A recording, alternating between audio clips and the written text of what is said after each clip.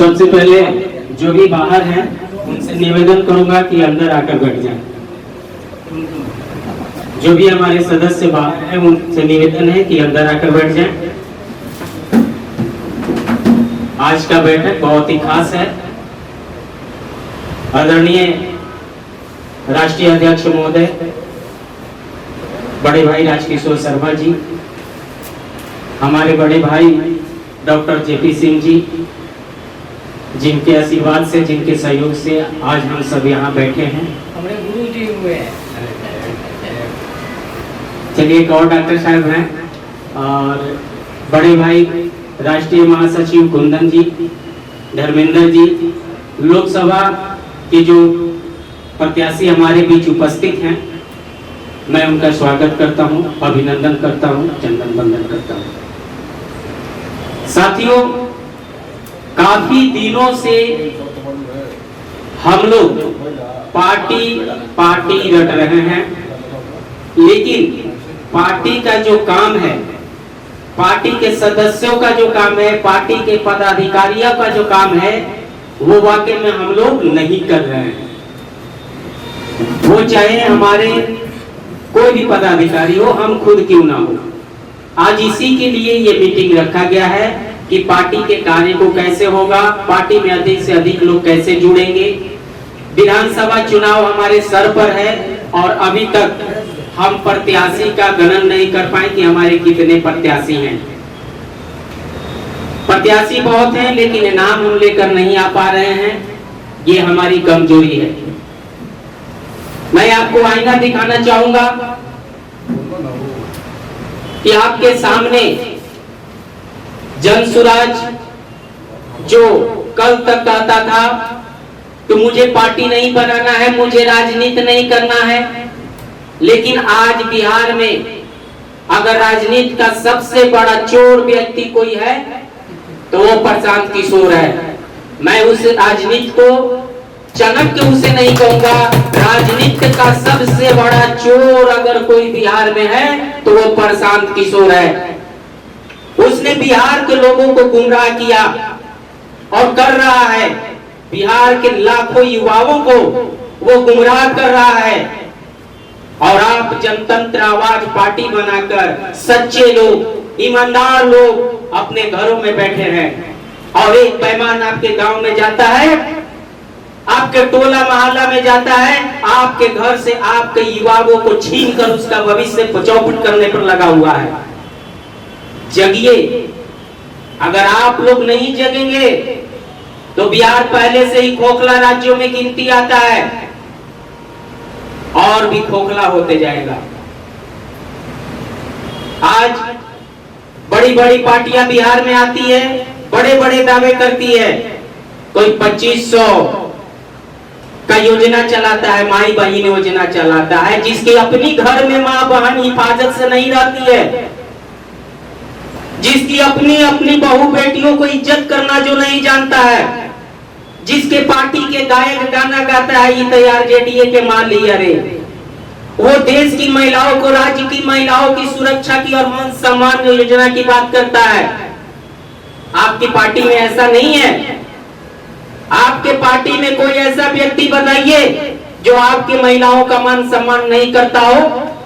आपके पार्टी का मैं एक गायक हूँ, मेरा कोई अश्लील गीत निकाल के कोई दिखा दे, मेरा कोई अश्लील वीडियो निकाल के दिखा दे, मैं दावे के साथ कहता हूं कि मैं गायक हूं और अपने समाज का प्रथम गायक हूं। हमारे समाज का मैं प्रथम गायक हूं। मैं दावे के साथ कहता हुआ जितने स्टार हैं लोहार वंश में, उनसे पहले का मैं हूं। ये मेरी नसीब है।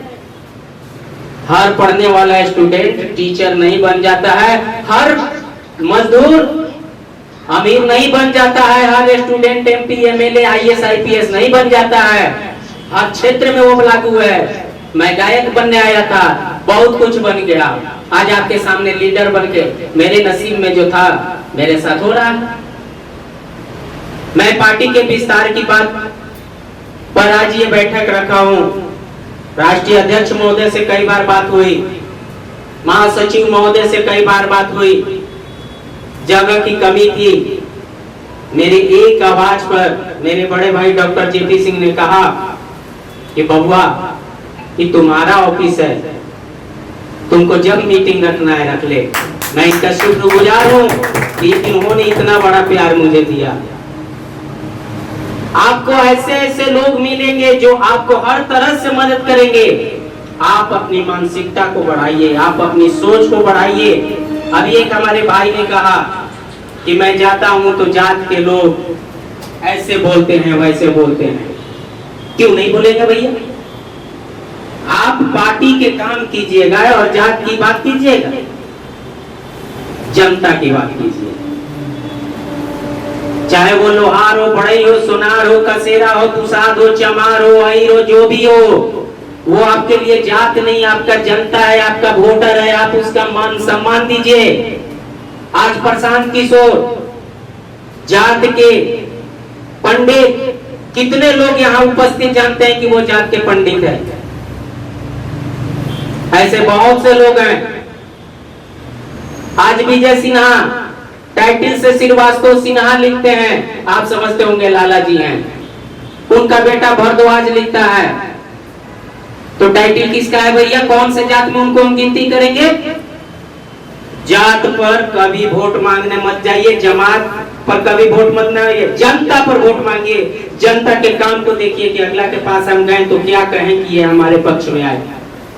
इस नीति को अपनाइए।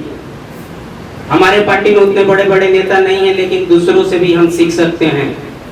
न्यूज सुनिए, बड़े बड़े नेताओं का भाषण सुनिए कि कैसे वो जुमला देते हैं। राजनीति क्या है? जुमला है। आज हम राजकिशोर शर्मा को माला पहनाने का काम कर रहे हैं। मेरे बड़े भाई हैं, मेरे राष्ट्रीय अध्यक्ष हैं। कल जरूरत पड़ेगी कहीं तो हम इनका शिकायत भी करेंगे। यही राजनीति होता है। जो हमारे जनतंत्र आवाज के सदस्यों को शायद ही पता है। राजनीति ये नहीं होता है कि हम अपने जेब से पैसा लगाएं, अपने जेब से अपना धन संपत्ति लुटाकर। नहीं, राजनीति का मतलब ये होता है। अब रही बात कि जो भी हमारे जिला अध्यक्ष हैं, जो भी हमारे प्रखंड अध्यक्ष हैं, उनका ये दायित्व बनता है कि अपने अपने जिला में, अपने अपने क्षेत्र में 2025 के लिए लूल्हा, लंगड़ा, अनरा जैसा भी हो प्रत्याशी खड़ा कीजिए, अपनी ताकत दिखाइए। अगर उसको 500 वोट भी आता है तो 500 लोगों का विधायक बन गया। जीता जागता सबूत हमारे बीच शाहिद आलम है।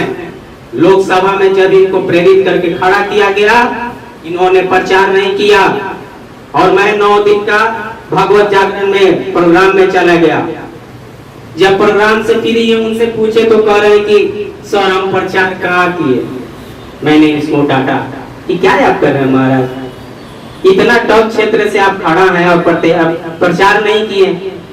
मैंने बोला चलिए आज गाड़ी निकालिए, इनका ड्राइवर भाग गया। कई ड्राइवर को फोन किया गया, नहीं तैयार हुआ। तब लास्ट में बोले कि लाइए 4 चक्का के चाबी मुझे लाइए, मुझे उतना आता है। मैंने खुद से गाड़ी चलाकर यहाँ पर बैठे हुए प्रचार किया और उसका नतीजा हुआ 1085 वोट आया बेगर प्रचार के। वो 2 दिन का प्रचार ये रंग लाया कि 1085 वोट आया। अगर 15 दिन प्रचार होता तो क्या होता भैया? जरूरी नहीं है कि पैसा रहेगा तभी हम लोगों के बीच रहेंगे। पैसा नहीं है तो विचार रखिए ऊंचा। अगर आप सपना सजाते हैं प्लेन खरीदने का, ध्यान दीजिएगा वकील साहब, सपना सजाते हैं प्लेन खरीदने का, एक दिन आपके पास साइकिल जरूर आएगी।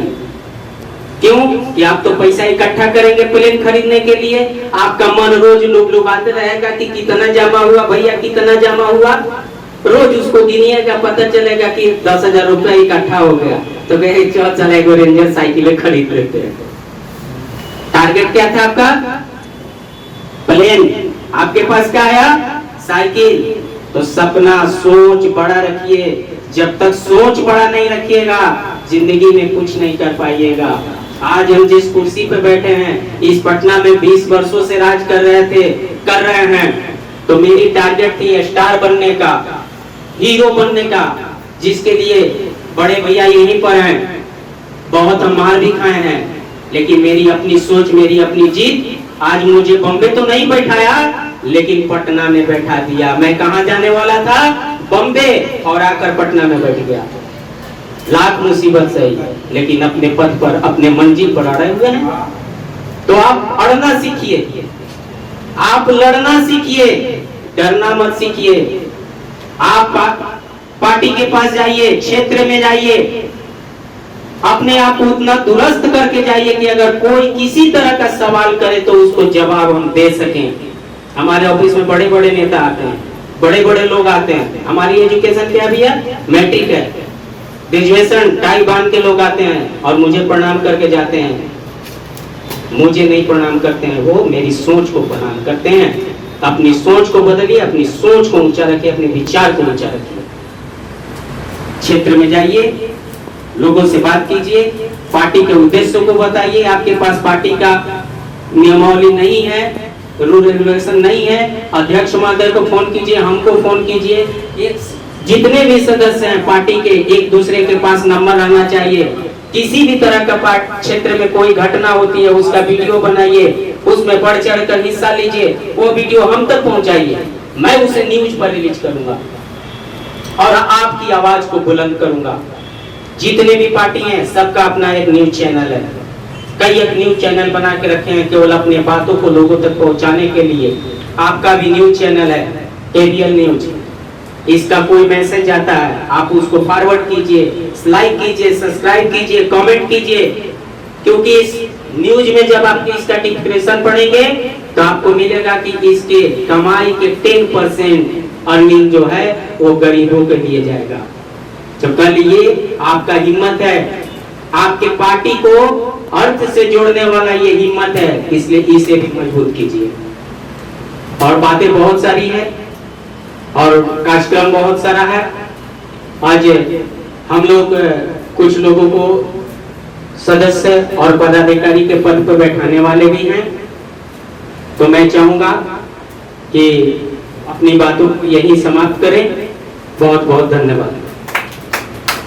बहुत बहुत धन्यवाद अमर जी। अब मनार से आए हुए हैं मुकेश कुमार।